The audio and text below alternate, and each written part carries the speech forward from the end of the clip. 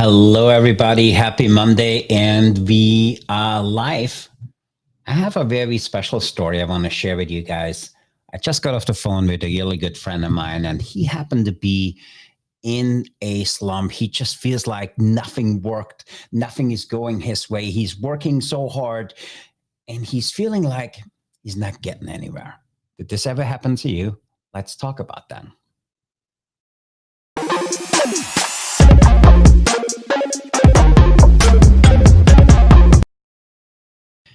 Hello, Christian here. I am your host of the Disruptive Chef Entrepreneur Show. And today I want to talk about something which probably happened to many of us, and it certainly happened to me. I just got off the phone with a really good friend of mine, and he's in this slump. He just doesn't feel like anything is going his way.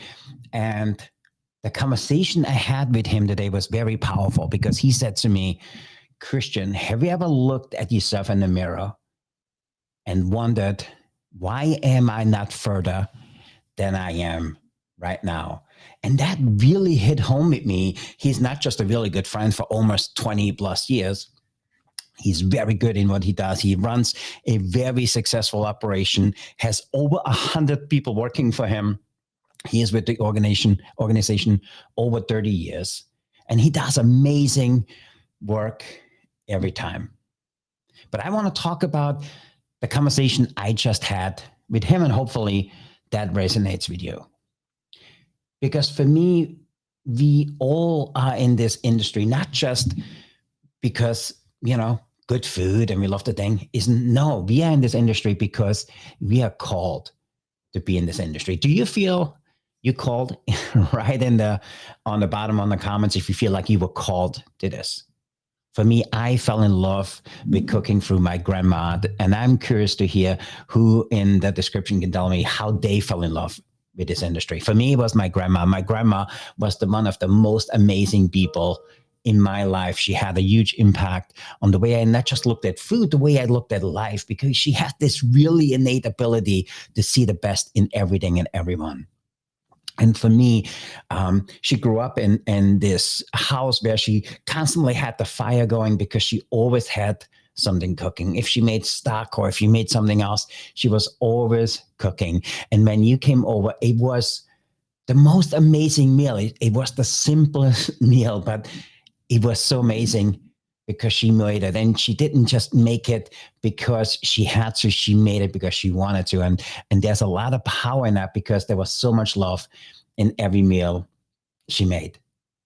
And for me, it became that driving force why I wanted to do food, because it made me happy. She was my architect of memories because I remember the day, every single meal I had with her.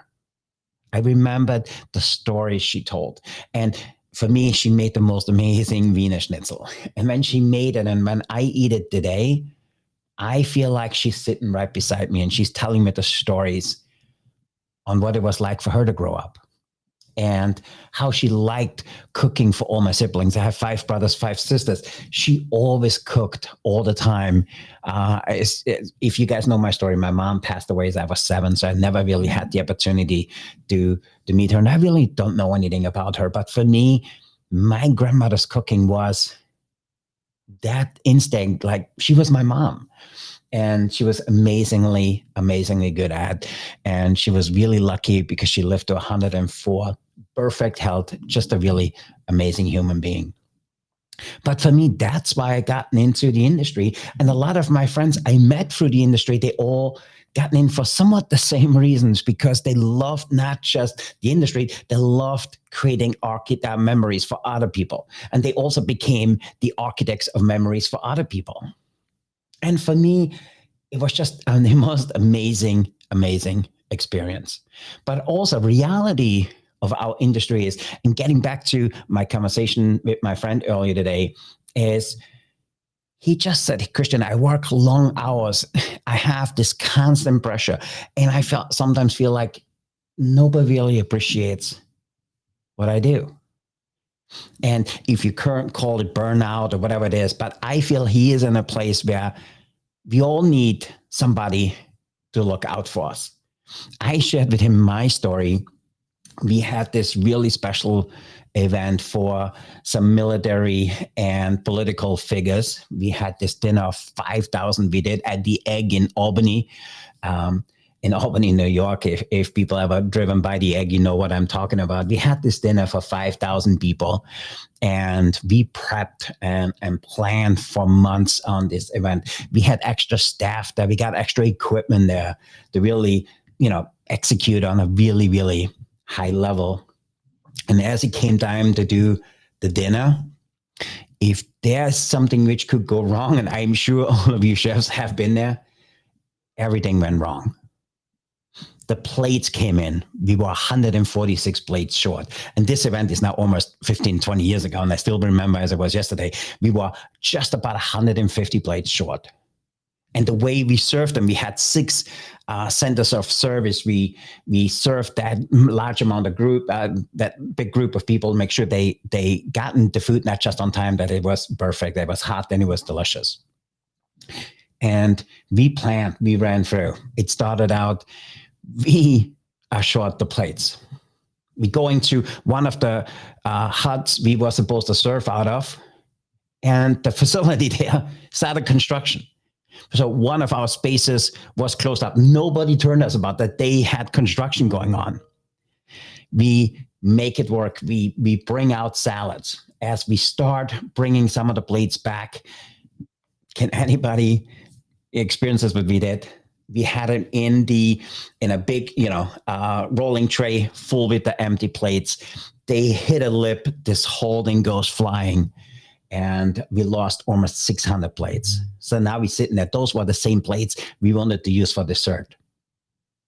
So now we had to scramble and make it work. And then some of the desserts we served was the plates were still hot. So it was just not perfect. We were short desserts. For some reason, somebody miscounted. We didn't have enough potatoes for the meals. We didn't have enough service staff, because somebody forgot. We asked for 230 people in service staff from front of the house pickup and everything else. They sent us 130 because somebody said, we thought 230 is a lot, so we sent you 130. We were short staff. In the place, we had golf carts to drive underneath the facility back and forth to bring food. We were not allowed to drive golf carts for security reasons.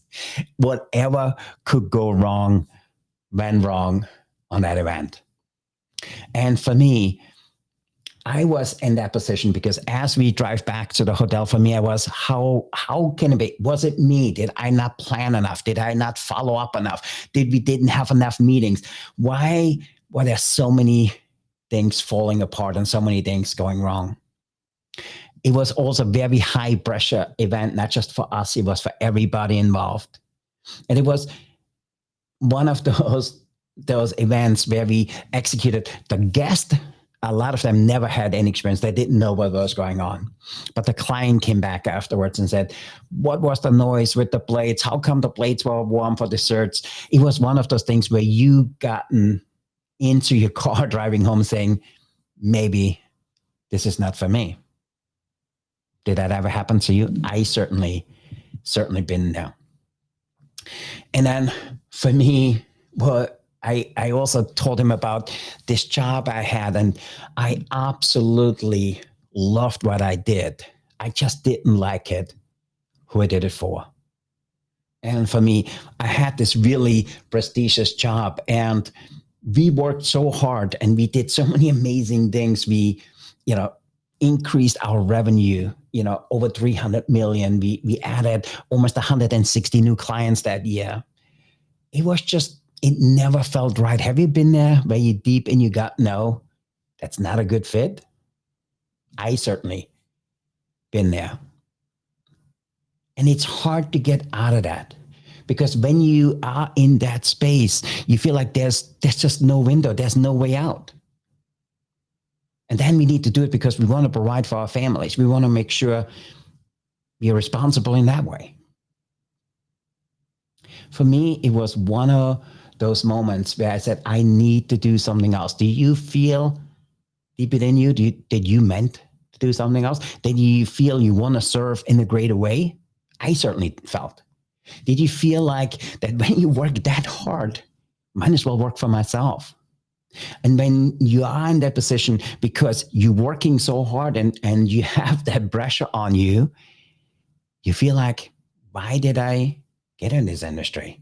I kind of lost my way. I lost why I gotten into this industry. I lost the moments I wanted to have with my grandma. I wanted to be in this industry because I wanted to serve like nobody else could. I wanted to serve the way I can. And I wanted to provide not just great food, I wanted to provide experiences.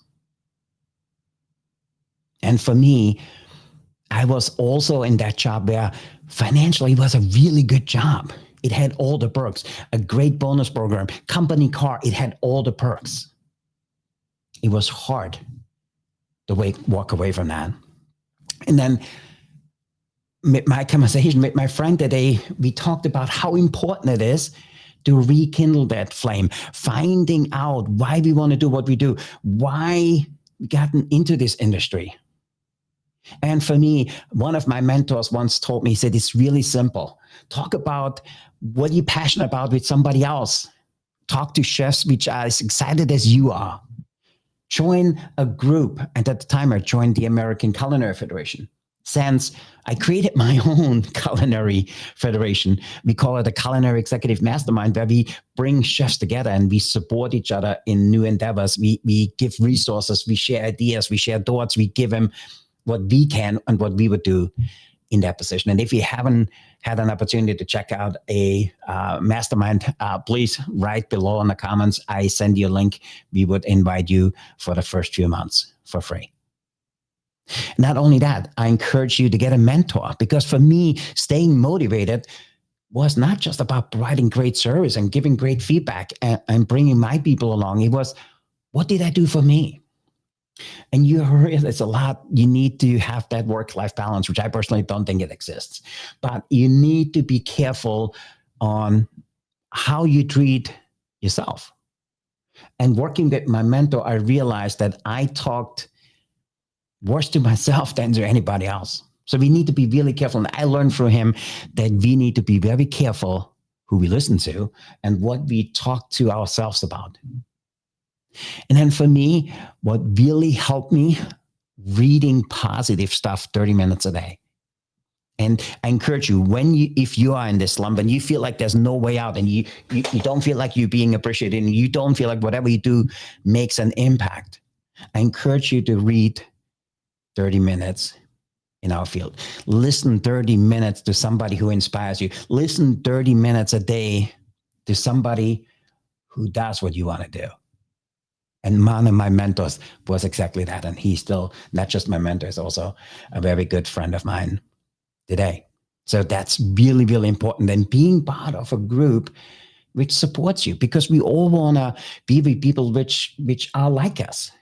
We want to be around people which inspire us. And for me, I say this all the time, and you probably heard it said, that if you hang out with 5 people which do just the bare minimum to get by, there's a very good chance you become number 6. But it works the other way. If you hang out with 5 people which expect more of themselves and of you than you would on your own, there's a very good chance you become number 6. And for me, hanging out with different people totally changed everything. And I want to overlay one more level. I was really lucky to belong to a mastermind today where I met some of the most amazing human beings, not just amazing people in the way they interact with other humans. They're amazing the way they look at business, the way they serve their clients, and the way they go about growing their businesses. For me, I went to New York City to an event from Wayne Dyer. If you haven't heard from Wayne Dyer, please let us know in the comments. I'm just a really big fan of Wayne Dyer. And as things would happen driving into New York City, we were late, and I got into the event late, and they made me sit all the way up front. And then Wayne Dyer said, "Oh, thank you. Can you stand up and wave at everybody?" I waved at everybody. And then he said to the audience, "Look, that's what you look like when you're 20 minutes late." But there was one thing he said to me in the event, and I use that still today. And he said, when you change the way you look at things, the things you look at change. It sounds like a clever way of words, but have you ever really thought about that? Or have you ever had the opportunity to do that? Because in order to get away from burnout, in order to feel re-inspired, in order to feel like you want to service different, just looking at the way you look at things, it most certainly changes. And for me, it was one of those events by how important it is not just to step back and reflect and really kind of go deep on why you went into this industry. And then it makes no difference if it's this industry, which is food service, hospitality, or if it's selling windows, selling cars. And the importance of this, and we talk about this all the time in our group meetings, to be really clear on what do you want to do? If you want to call it your why, if you want to call it your passion, your calling, it doesn't really matter. As long as you're really clear of what you want to do, it's a lot easier to get out of that slump. How often have you thought about doing something different? Because you're passionate about it, you're good at it. People compliment you on it. How often have you ever thought of maybe starting a side hustle, starting a different business, getting ready for a promotion? I certainly been there. And for me, looking back, I should have had that group of support chefs, had those mentors, had somebody telling me to read 30 minutes of motivational stuff a day. Life would have been different. I do not know. But for me, I encourage you, if you are in that space, you feel like there's no way out, reach out to a friend, read something motivational, watch something motivational, become part of a mastermind group. If it's not ours, join a mastermind group. Get yourself a coach who is invested in you, because we all need somebody who sees in us what we don't see in ourselves. And for me, if there's one advice for people which feel like they lost their passion, they lost their spark, they don't want to know, they don't know what to do, and they don't know how to go about, is do exactly that. Because I honestly believe we create in conversation. We not just create in conversation simple things. We build a bond, we build friendships, and we build businesses. For me, I've been really lucky being part of some of the masterminds. Not only did I get to meet amazing people, I met some of my business partners there. How would you feel if you go to an event and you build a bond with somebody who is able to help you to do what you want to do? And that's the most important thing. We're getting out there and doing that. And then for me, it's also very important to kind of give back. And for me, I wrote my very first book, not to be a bestseller or not to be recognized. I wrote my book for the love of Austria because I'm so proud of my Austrian heritage. I wanted other people to love Austria as much as I did. And my book, For the Love of Austria, became my love letter to my home country. And for me, I found so much passion and excitement about writing books that today we own a publishing company where we help other chefs write a book in 8 weeks or less. And it's not just because we're so amazing, it's because I wrote over 30 books. And by writing as many books as we did, there's certain things you could automate. There's certain things you could just make simpler.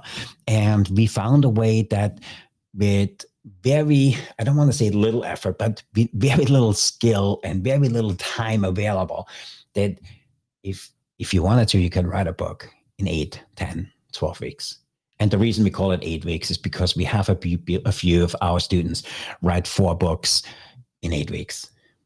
And they had a full-time job.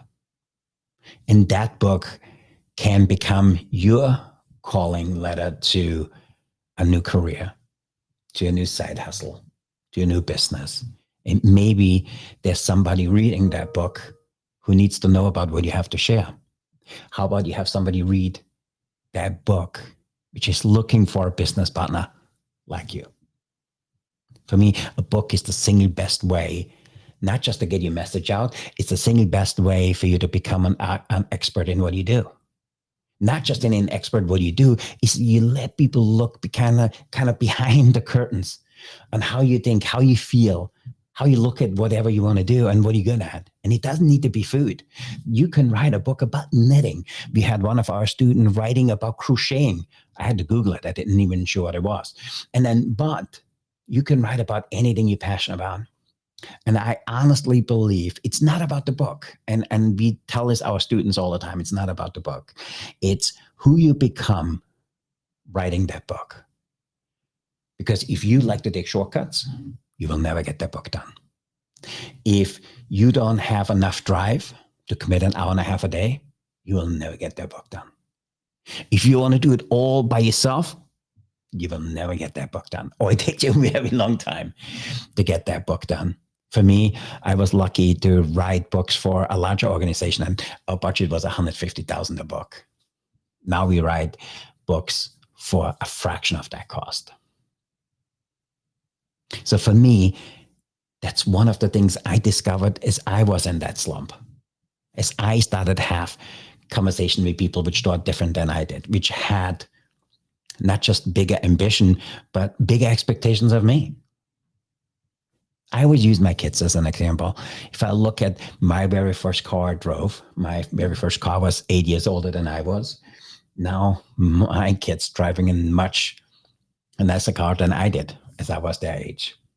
And it's really simple because I believe as human beings, we like other people to do better than we did.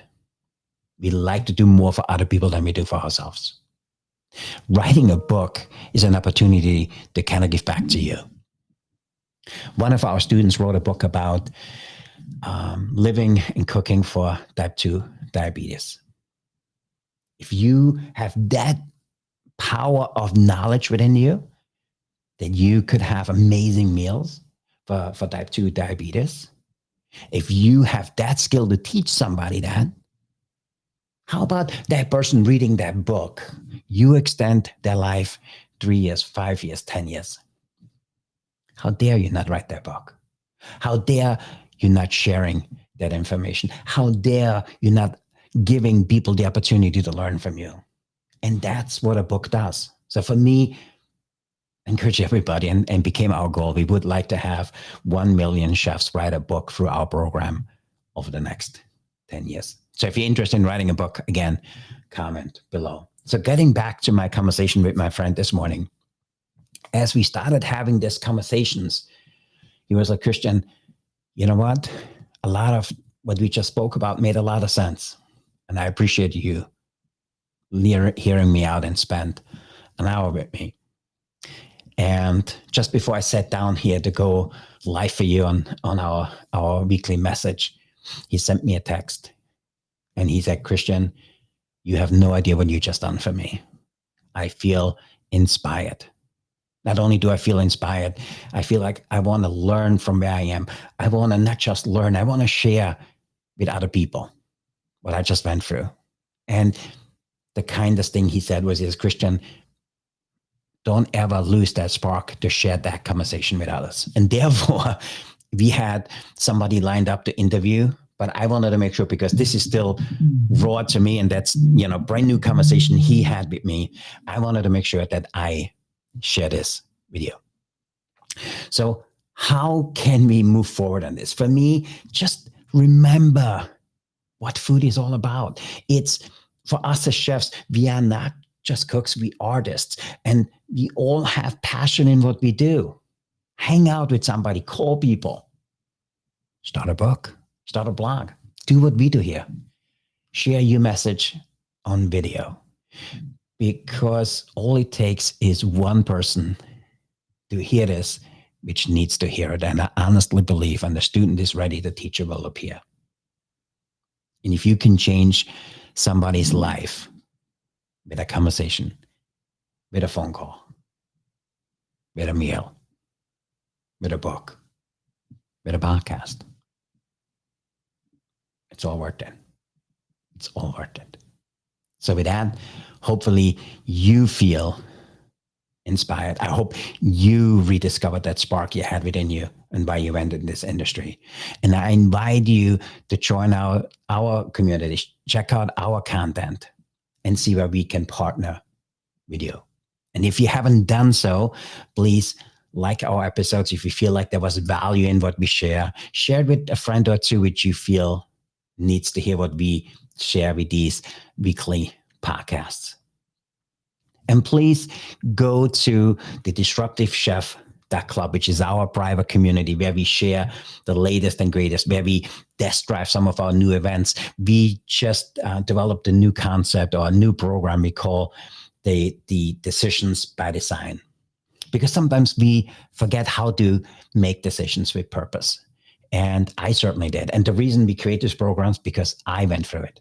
And I want to share why or how I went through this and how I learned from that to share it, hopefully, with a bigger audience. Again, if you haven't done so, please check out the Disruptive Chef Club.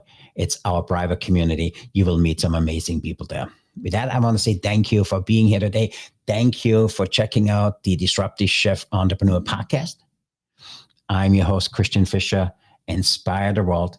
Keep your passion up and be the one who sets the world on fire. With that, I see you on Thursday. Hopefully have an amazing rest of your Monday. Thanks for listening to us. Thanks for checking in. We appreciate you guys. And by the way, leave comments. We read every single one of them because we love you guys. With that, I want to say thank you, and I see you on Thursday.